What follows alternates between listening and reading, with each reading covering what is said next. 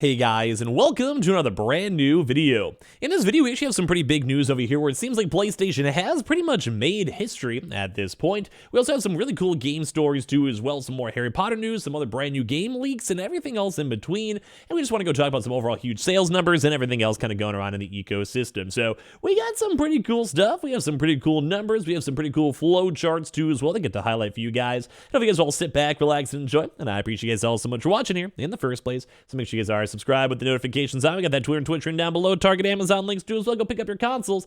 And well, let's go and talk about what The Rock is cooking. Now, I don't know why that was my intro. It was probably bad. I'm sorry. You guys can now leave the video as of now. And if not, let's go talk about the news that, well, PlayStation has basically been making history. So we had a chance to go and highlight some of these big things because I didn't make an overall, overarching video on the, Sony, on the, overall press release, the shareholder meetings, and everything in between. And we saw that there was a huge, massive ramp up when it comes to sales, when it comes to console sales, when it comes to revenue, and obviously PlayStation is one of the biggest money makers for the Sony company as a whole. But that's why PlayStation's very nifty, because right now it did go and technically break history. Now, we've been seeing a lot of restocks, and to the point where I'm probably almost done, I would probably say, with the PlayStation 5 restocks, which is weird because it's been over 2 years of my life dedicated to that, so I'm not really sure what I'm supposed to do with my day off whenever I do take another future day off.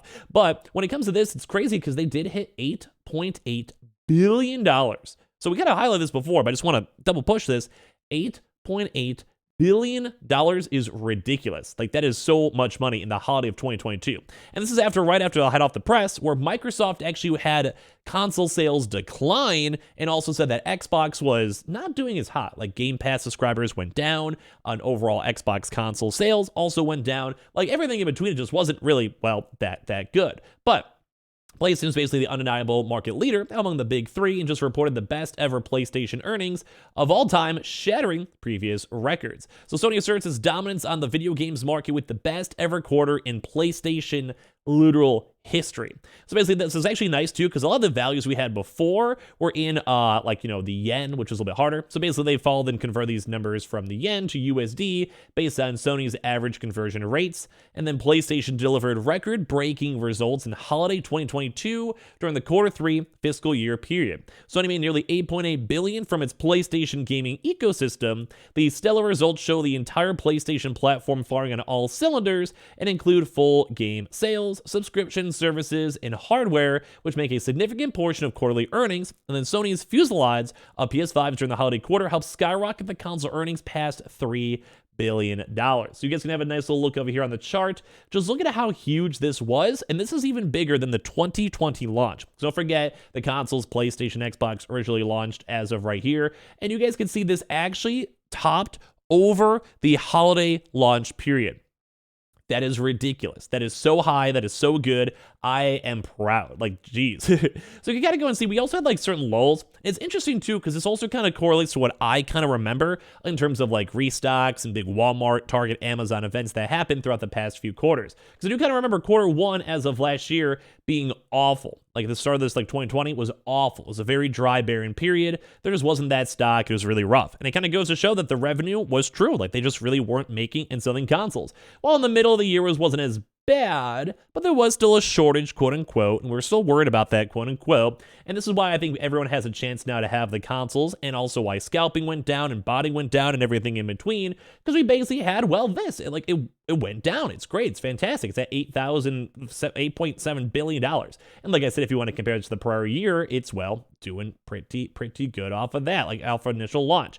You also kind of see the overall flow chart over here too. We guys can kind of see these numbers over here. So this is the games and network services, where ever since the PS5 came up, huge spike up, a little bit of a spike down, but it's kind of been going up and down, and bouncing between. But it does kind of seem like the overarching flow is a little bit more up, if anything. So operating income was at $820 million, the best profit for a holiday period that narrowly beat holiday 2021's previous record of $817 million. However, Sony's remarkable quarter, basically over there, still reigns supreme with $991 million in operating profit. It's kind of crazy to see these numbers. I think people are underestimating how big and how huge this is in comparison to the, well, Xbox, or even the Switch has been doing really good though too as well. But these are just great in the sense of this. So the revenue was at $8.8 billion. Their operating profit was at 800 million, and their profit margin was at 10.7%, which is insane to go and see. So basically, they saw that basically was just the hardware, a lot of consoles, the stock shortage kind of get a little bit more done, just leads to the fact they're going to be selling more consoles, and they sold over 7.1 million and made over 3.1 billion from the hardware sales too, which is insane to go and see. This also kind of goes and carries over to this huge stock too, where we see this over from Christopher Dring, where the PlayStation 5 stock coming thick and fast, who doesn't like it thick and fast, in January in the UK, so this is like not American markets, more of UK markets, PS5 sales were up over pretty much 100%, it's 98, but 100% compared to the same month last year. This week, God of War Ragnarok is also number 2 in the chart, and that's due to the rising stock levels, which is also kind of funny too, because just based on his comment, some random person said, yeah, time to mute you. I get these people every now and then, and I don't get it, because even his response is like, whoa, what'd I do wrong? I'm just reporting on news. That's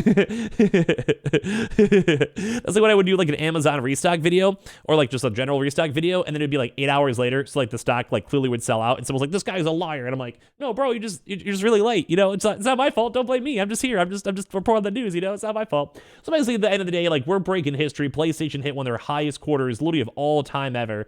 Very impressive to go and see. Now, we also have some kind of interesting other quick news over here. We're number 1. If you guys didn't know, Gran Turismo, one of the best-selling car games, was funny enough built for the PlayStation VR from launch day 1. Now, I'm very surprised about this because this game came out quite a bit ago, and PlayStation VR is still not even out at this point, but apparently they've had a big talk of like, hey, like we are specifically making this game. We want people to use it in VR, and it does make sense. I think a lot of racing games, like you have your controller, you can basically move it around. It's not, I think it's good. I think it's good stuff. I think at the end of the day, I think it's cool. So after that, basically they had a chance to go and be one of the first people to play the game. They also had a chance then to speak to Gran Turismo creator Kanzunori as well. And it seemed like it was inevitable that it would actually go and support PlayStation VR2, but since it was announced that the entire game would be playable in VR, which is also sick, a tremendous amount of excitement has grown as the game appears to be one of the flagship launch titles for Sony's newest headset, and for good reason. And I think a lot of folks really like Grand Theft Auto for GT7 too as well. So I think it's a big thing. Like this is probably one of the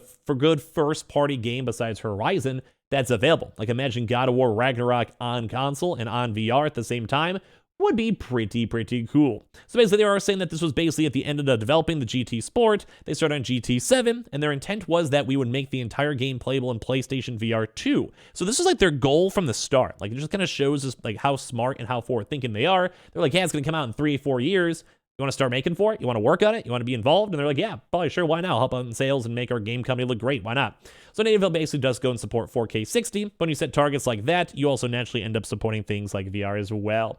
So Polyphony's experience developing high fidelity games has apparently made the transition to VR support fairly simple. This is what I would just assume, but I think a lot of the titles would probably have a pretty hard time adjusting themselves. But for them, PSVR2 is easy. It kind of makes sense too, because these games usually have different types of cockpit views. So you have like the overview, the in-person. So it's kind of easy to almost like, you almost already have the game made, so you have to go and implement all this VR technology into it. So very nifty and kind of cool with that one. They also have like cool visual effects, they have like actual proper rendering, and for all the demos too, it was basically running at a pre-projected 120 frames, which is really good at the end of the day. So saying that respect, there hasn't been anything done to cut down anything in the major way, and they're basically making the game itself launch pretty well, pretty good. And I have to say, these PlayStation and Sony devs do a lot better than expecting, because I'm just generally surprised on how well and how optimized this stuff usually is. Like, it's very impressive at the end of the day. So basically, they wanted to go increase performance through a process called for-vetting rendering, which I would love to do a deep dive and do more information on, because I've never really heard about that. If you'd want that, subscribe or leave a comment down below.